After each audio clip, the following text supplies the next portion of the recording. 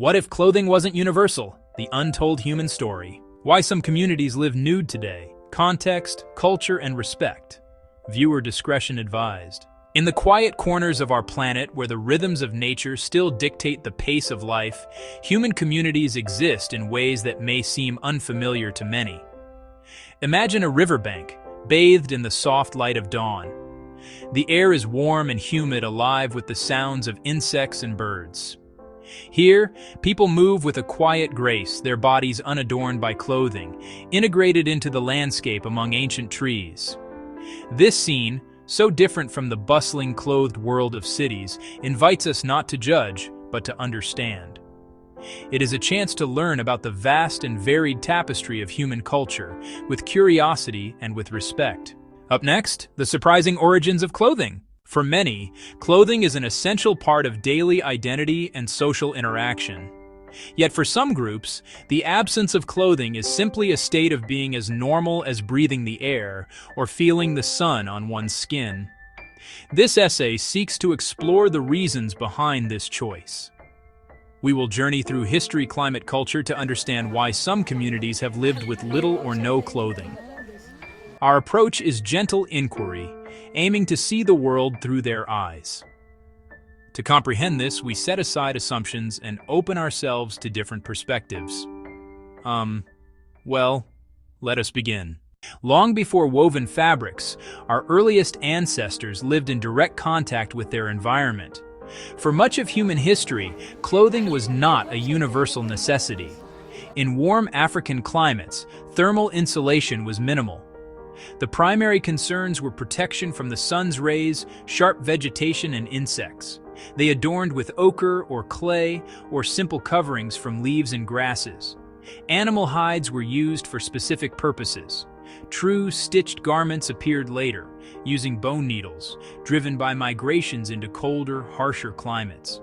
Clothing became portable shelter, enabling survival and expansion. Some populations refined clothing for the cold, while those in consistently warm regions felt no such pressure. Their relationship with body and environment followed another path. For these groups, the skin remained the primary interface with the world.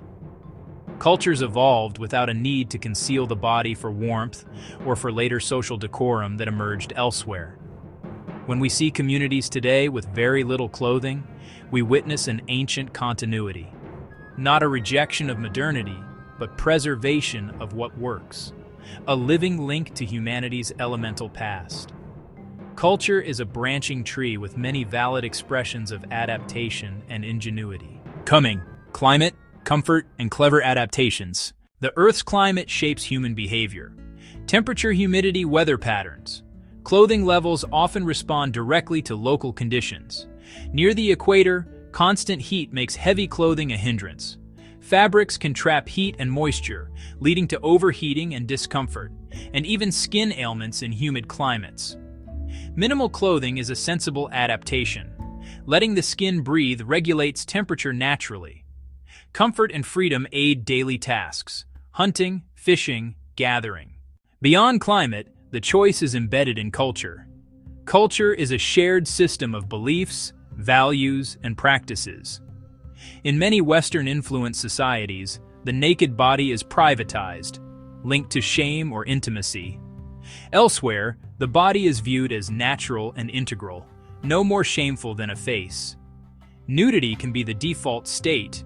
Children see parents, elders, and peers unclothed and learn it is unremarkable.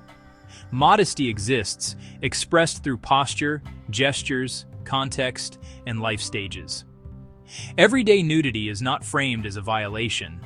Social ease replaces self-consciousness common in clothed societies.